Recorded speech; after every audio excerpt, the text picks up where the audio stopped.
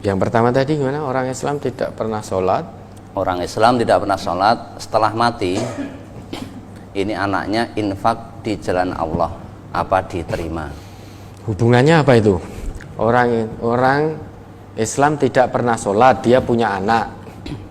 Kemudian setelah bapaknya atau ibunya yang Islam yang tidak sholat tadi meninggal, kemudian anaknya infak di jalan Allah. Ini pertanyaannya bagaimana hubungannya antara orang tua dan anaknya? Ini kan mesti sudah terpisah. Bisa jadi bapaknya, ibunya ngaku Islam, tetapi selama hidupnya tidak pernah sholat.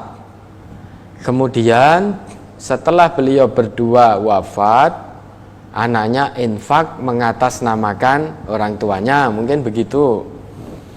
Atau bisa jadi yang Islam tidak pernah sholat orang tuanya, anaknya Islam dan sholat, kemudian bapak ibunya meninggal, nah anaknya dapat warisan, kemudian warisannya diinfakkan, apa begitu. Jadi pertanyaan ini mengandung makna yang banyak.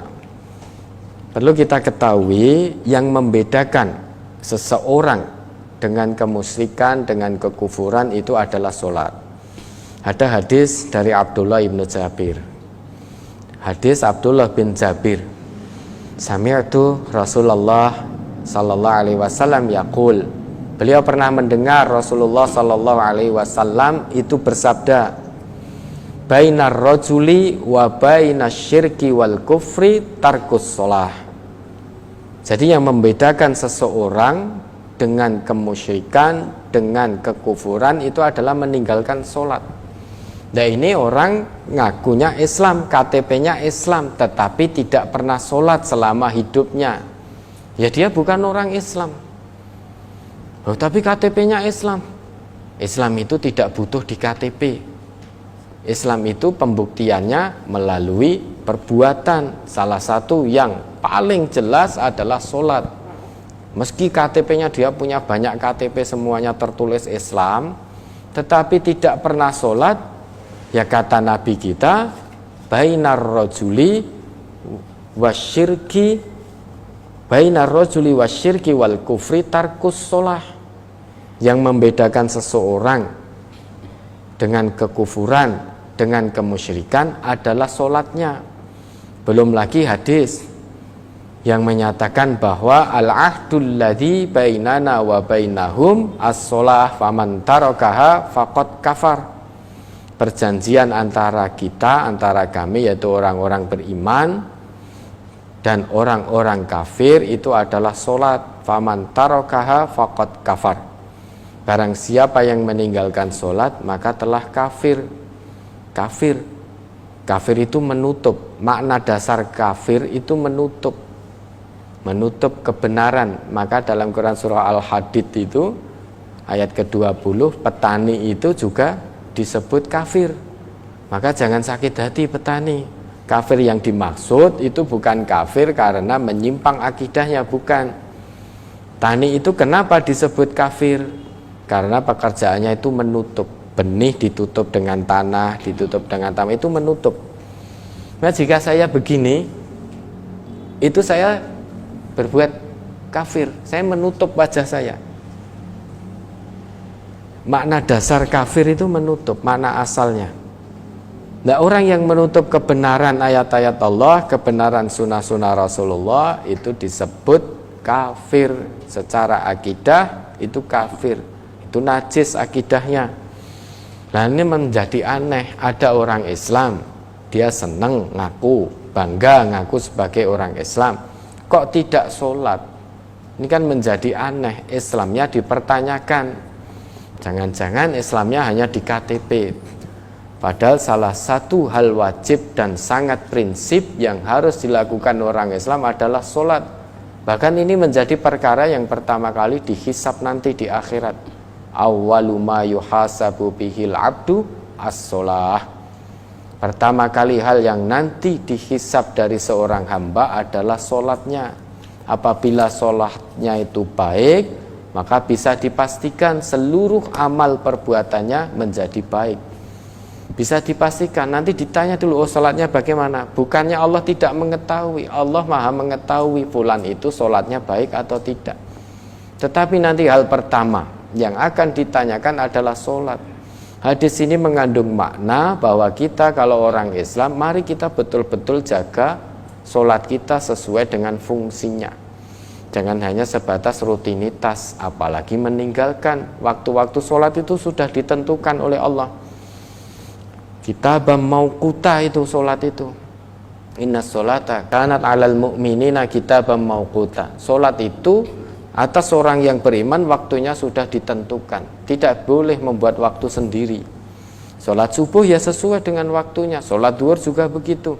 Kecuali dalam hal-hal tertentu yang mendapatkan rukhsah, misalkan musafir dan lain sebagainya. Itu bisa. Misalkan duhur dengan asar. Sholat asar dilakukan di waktu duhur, posisinya musafir dan lain sebagainya, itu bisa.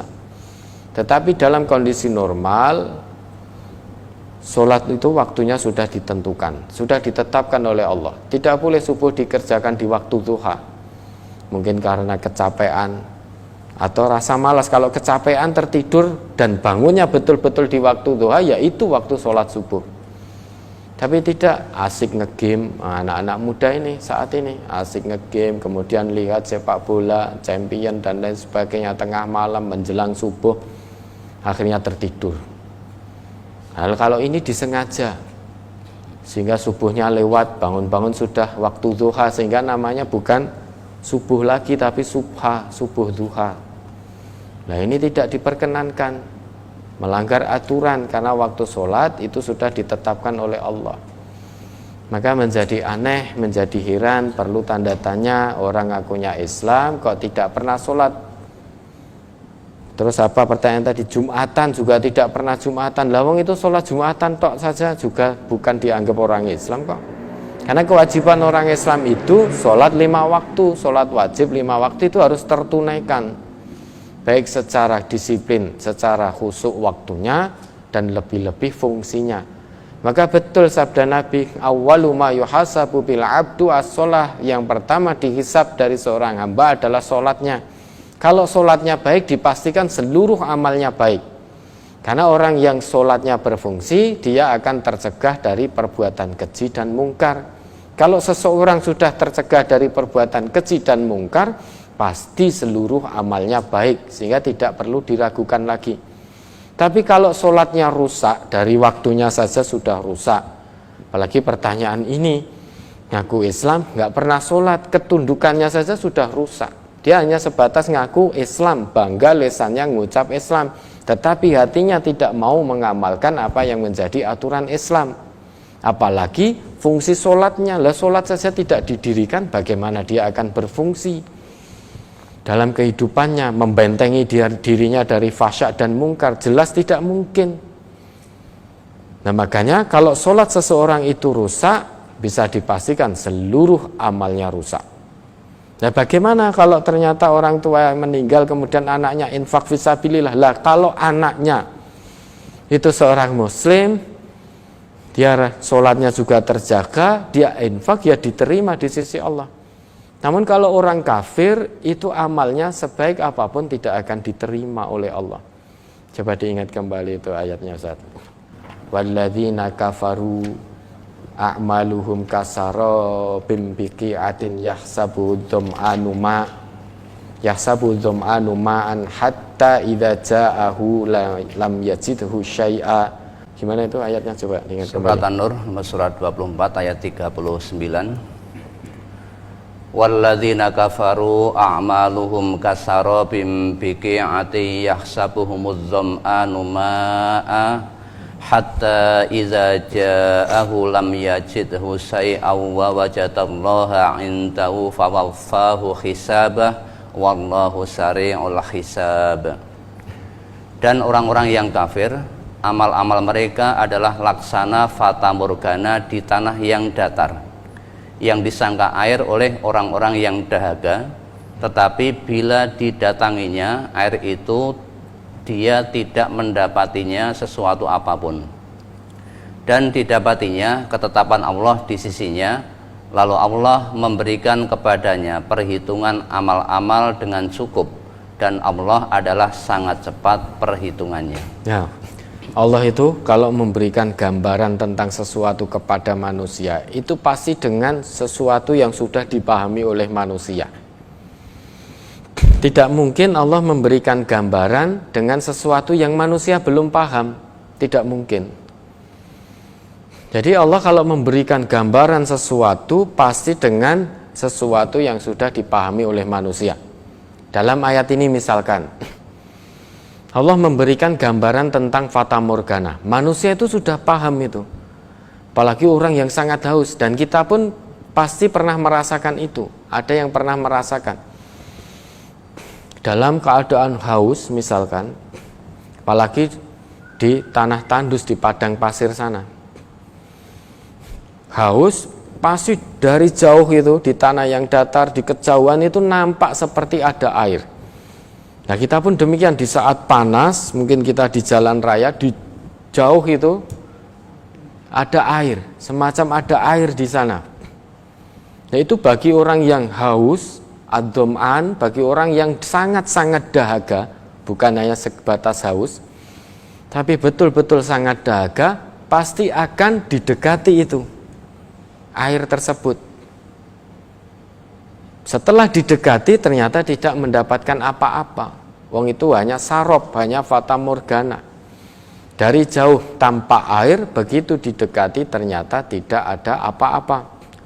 Begitu pula orang-orang kafir. Orang kafir itu dia berbuat baik. Keyakinannya, harapannya, perbuatan baiknya itu nanti akan mendapatkan pertolongan dari Allah. Dia orang baik, melakukan perbuatan-perbuatan baik, melakukan asilmu, menolong sesama dan lain sebagainya. Dikiranya itu akan menjadikan sebab ditolongnya oleh Allah. Tetapi perbuatannya itu tidak dilandasi dengan keimanan perbuatannya itu. Perbuatannya tidak dilandasi dengan keimanan, hanya berbuat baik tetapi tanpa keimanan. Padahal kata Allah, man amila solihan min dzakarin au unsa wa huwa mu'minun. Itu syaratnya. Falanuhyiyannahu hayatan thayyibah. Itu kata Allah. Barang siapa yang berbuat baik, man amila solihan min dzakarin au unsa, baik laki-laki maupun perempuan, wa huwa mu'minun, syaratnya mukmin. Jadi berbuat baik saja tidak cukup, harus mukmin, harus beriman. Nah tadi orang-orang kafir berbuat baik, kurangnya hanya satu, kurang iman kepada Allah. Maka kata Allah, walladzina kafaru a'maluhum kasarabim biqi'ati yahsabuhu dham'anu ma'a. Kurangnya hanya iman. Sudah berbuat baik, menolong sesama, bersedekah dan lain sebagainya, tetapi tidak ada iman dalam hatinya. Bagaimana mungkin amal akan diterima? Bagaimana mungkin akan ditolong oleh Allah? Bagaimana mungkin apa yang dia lakukan diterima oleh Allah? Lah mengakui Allah saja tidak. Masa minta balasan dari Allah? Mengakui Allah saja tidak. Mengimani Allah saja tidak. Masa minta balasan yang baik dari Allah? Maka kata Allah, orang kafir itu amalnya kasarobim biqi'ah, seperti fata morgana di tanah yang datar. Yahsabu dham'anu ma'a, yang mana itu dikira air oleh orang-orang yang sangat dahaga. Kemudian orang dahaga itu nalurinya melihat air pasti akan mendekat. Sejauh apapun orang dahaga itu untuk mendapatkan air pasti akan ditempuh. Pasti akan ditempuh. Nah, kita jangan bayangkan saat ini alhamdulillah Allah masih beri kita kemudahan air di tempat kita ini. Tapi bukan mustahil suatu saat nanti karena kekufuran kita Allah cabut nikmat ini. Sangat mudah bagi Allah. Saat ini Allah berikan air yang melimpah ruah. Tapi kalau kita tidak mampu mensyukurinya, sangat mudah bagi Allah untuk mencabut nikmat air ini. Misalkan ini dicabut oleh Allah sehingga wilayah kita ini, daerah kita ini kekeringan, kekurangan air, bahkan air sampai tidak ada. Nah, kita baru merasakan itu nanti, betapa nikmatnya ada air. Jadi kalau itu terjadi, naudzubillah, bisa-bisa kita melihat dalam kondisi yang sangat haus karena kekurangan atau tidak adanya air, kita melihat dari jauh itu tampak seperti ada air. Pasti apapun akan kita lakukan untuk mendapatkan air tersebut. Tetapi apa? Hatta idza ja'ahu lam yajidhu syai'a. Begitu kita dekat sampai kepada tempat tersebut, tidak kita dapati apapun, tidak ada air. Nah, begitu pula orang kafir ketika di dunia dia melakukan satu kebaikan, harapannya nanti di akhirat mendapatkan pertolongan dari Allah. Tetapi tanpa dasar, tanpa dilandasi dengan keimanan. Maka betul nanti sampai kepada Allah, di sisi Allah dia akan mendapati ketetapan Allah. Ketetapan Allah selamanya tidak akan berubah. Ketetapan Allah selamanya mengatakan bahwa orang kafir amalnya tidak diterima oleh Allah. Karena mengakui Allah saja tidak, beriman kepada Allah saja tidak. Lah kok menginginkan, mengharapkan pahala yang baik di sisi Allah di akhirat nanti. Maka yang akan dia dapati adalah ketetapan Allah. Dia akan dihisab oleh Allah, akan dibayar tunai, diberikan balasannya oleh Allah atas kekufurannya, atas ketidaktunduk patuhannya kepada Allah, atas pembangkangannya, kedurhakaannya kepada Allah, akan diberi balasan tunai. Dan Allah maha cepat, hisabnya itu maha cepat, tidak jelimet-jelimet. Allah itu maha cepat hisabnya. Maka kalau anak tadi iman, Islam, dia sholat, infaknya akan diterima oleh Allah. Tetapi kalau ternyata juga tidak sholat, itu juga tidak diterima oleh Allah. Lah ini sudah Islam, iya. Lah sebelum meninggal kalau dia Islam, amal yang dulu dia kerjakan sebelum dia sholat, itu nanti akan dicatat kebaikan oleh Allah. Akan dicatat oleh kebaikan oleh Allah. Saat belum sholat, dia beramal, itu tidak dihitung oleh Allah. La yalitkum min a'malikum syai'a, itu kata Allah begitu. Lupa itu Quran surah apa itu. Tetapi begitu dia sholat, seluruh amal kebaikan dihitung kebaikan oleh Allah. Maka kalau memang sebagai orang Islam, jangan hanya berpuas diri ngaku sebagai orang Islam. Jangan hanya berbangga diri ketika ditanya agamamu apa, Islam. Kitab sucimu apa, Al-Quran. Isinya apa, embuh ramudeng. Lah kok kowe ora salat sak karepku. Nah, jangan begitu. Karena Islam itu butuh pembuktian. Dan pembuktian itu melalui akhlak yang mulia, melalui ketundukan dan kepatuhan dalam menjalankan perintah-perintah Allah dan juga tuntunan-tuntunan Rasulullah secara kafah. Nah, kok ini ada orang Islam tidak sholat sampai meninggal. Nah, kalau berdasar hadis Nabi tadi, bukan berdasar saya, tetapi berdasar hadis Nabi, bahwa bainar rajuli wasyirki wal kufri tarkus sholah, yang membedakan seseorang siapapun dia, apapun pangkat dan jabatannya, apapun setinggi apapun status sosial masyarakatnya, sebanyak apapun harta yang dia miliki, kalau dia tidak sholat, maka dia orang kafir, itu kata Nabi. Nah, terlepas anaknya tadi, ya mudah-mudahan anaknya itu sholat sehingga infaknya diterima oleh Allah. Terus yang kedua tadi apa? Orang Islam tidak pernah sholat maupun Jumatan, apa masih dikatakan orang Islam? Nah, insya Allah sudah terjawab berdasar dengan hadis Nabi tadi.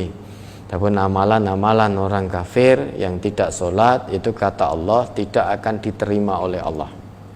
Adapun orang ngaku Islam tetapi dia semasa hidupnya tidak pernah sholat, ya dia bukan orang Islam.